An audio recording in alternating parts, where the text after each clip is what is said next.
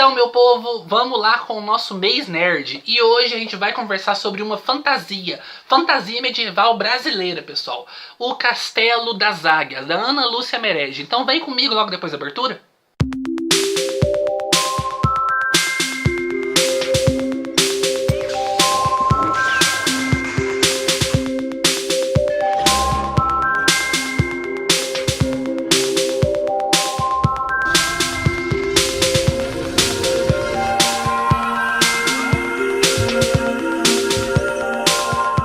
Então, meu povo, hoje nós vamos conversar sobre o Castelo das Águias, da Ana Lúcia Merege, essa fantasia medieval aqui que me deixou fantasiado, que me deixou maravilhado com o mundo rico e incrível que a autora criou nessa obra aqui. Essa obra, então, faz parte de uma trilogia. Os outros dois volumes estão lá em cima, então eu não vou pegar eles, mas são 3 livros, começando então com esse primeiro aqui, o Castelo das Águias. E vai se passar no mundo de Atelgard, que é um mundo mágico, que é um mundo que é muito semelhante então com a nossa era medieval, com castelos e reinados, e reinos, e reis, e rainhas, e feiticeiros, e magos, e elfos e tudo mais. Só que tem um porém.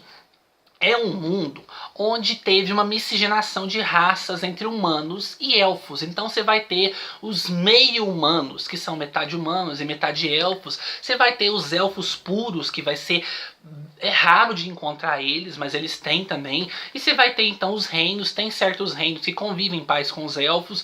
Tem outros reinos que vivem em guerra com elfos, que não se dão muito bem. Tem outros reinos que eles se misturam e se...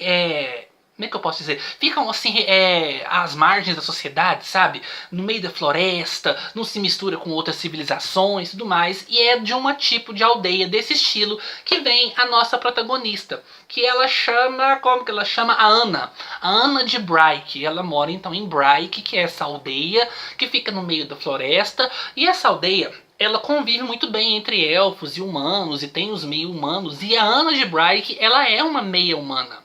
Ela é metade elfa, metade humano, porque os pais dela, os avós dela e tudo mais, são descendentes de elfos.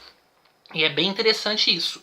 E ela é chamada, então, para poder ir para o Castelo das Águias, que vocês estão vendo aqui atrás. E esse Castelo das Águias é como se fosse uma escola de magia, que ensina magia, então, para elfos, para meio-elfos e tudo mais. E ela é convidada para ir para esse Castelo das Águias para poder ser uma mestra de sagas.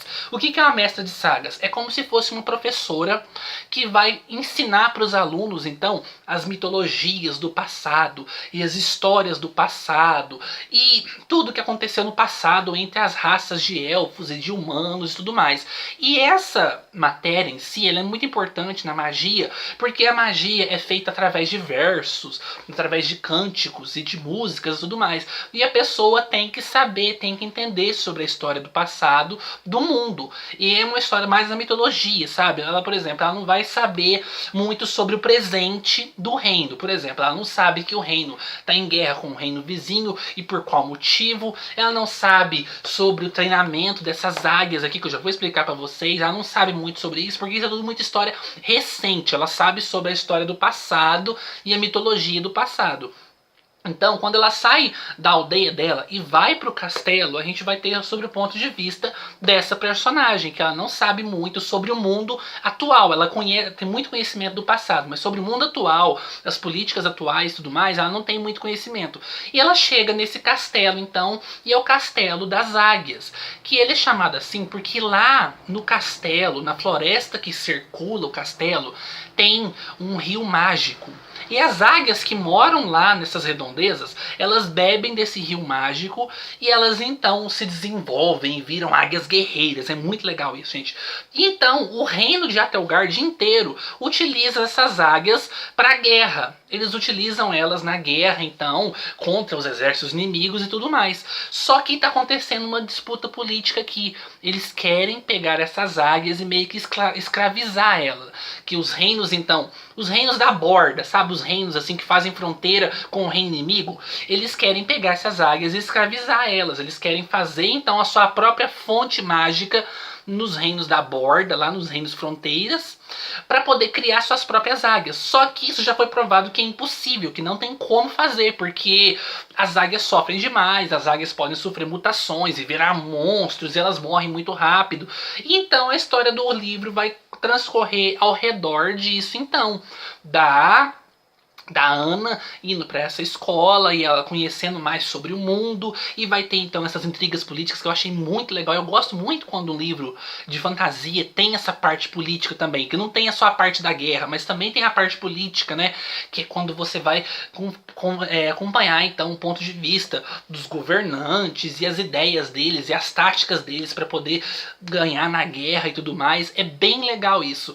E também tem esse mundo incrível que a autora criou aqui da magia, porque as pessoas aqui que vão para essa escola de magia vão estudar e elas vão ascendendo nos níveis, então tem cada professor vai ficar responsável por um certo nível. Então a Ana de Bright, ela vai ser professora dos alunos do primeiro nível, que são os alunos que entraram agora na escola, e ela vai ensinar as sagas para eles. Então é muito legal isso. E tem, gente, é muito legal, tem umas partes que ela começa a estudar então nos livros as histórias do passado. Então você vai adentrando nesse mundo e vai conhecendo o mundo ao redor, e você vai descobrir então que os elfos daqui, eles são aqueles elfos nórdicos que vieram lá então dos países nórdicos, que eu esqueci como que chama o nome, que eles vieram então depois da queda de Ragnarok, né, que tem Ragnarok, o fim do mundo lá e tudo mais.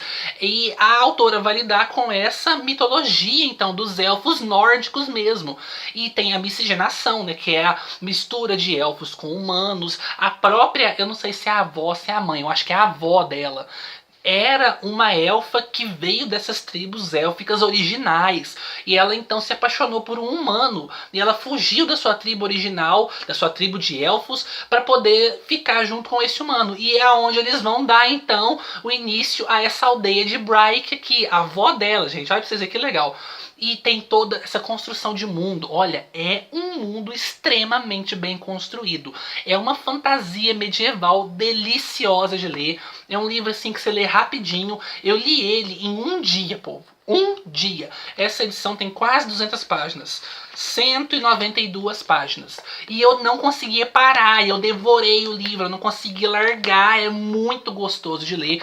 É um livro infanto-juvenil, pessoal. Então, gente aí, adulto, que não gosta de livro infanto-juvenil, para com essa palhaçada. Livro infanto-juvenil é muito gostoso de ler, é uma delícia. Esse aqui tá à prova, é um livro muito bom. Então é um livro mais leve. Não vai ter cenas sangrentas, e não vai ter cenas de sexo, e não vai ter cenas assim, que são explícitas. É um livro de leitura mais branda, é uma leitura mais leve. Mas isso não é um demérito, pessoal. Pelo contrário, é uma qualidade, porque esse tipo de livro aqui, você lê super rápido. E uma história de fantasia, você engolir ela. A gente sabe que fantasia é um gênero de leitura mais lenta, é um gênero que você lê mais devagar, porque tem muita coisa, você tem que aprender muita coisa. E, nossa gente, olha, muito bem escrito. A Ana Lúcia Merege, eu já resenhei outros livros dela aqui no canal, inclusive tá com 2 aqui, vocês podem ver. O Excalibur e o Magus. Eu tenho o Medieval também, tá emprestado. Já fiz resenha dos 3 aqui no canal, que são coletâneas de contos que ela organizou e ela participou também. E ela escreve maravilhosamente bem. Ela escreve de um jeito que te faz ficar fascinado pelo mundo que ela está criando, te faz ficar fascinado pelas ideias, pela criatividade, sabe, as entrelinhas e a riqueza de detalhes. Não é nem um pouco cansativo. E fantasia medieval a gente sabe que é uma leitura cansativa, mas aqui, gente, nossa, gostoso demais de ler.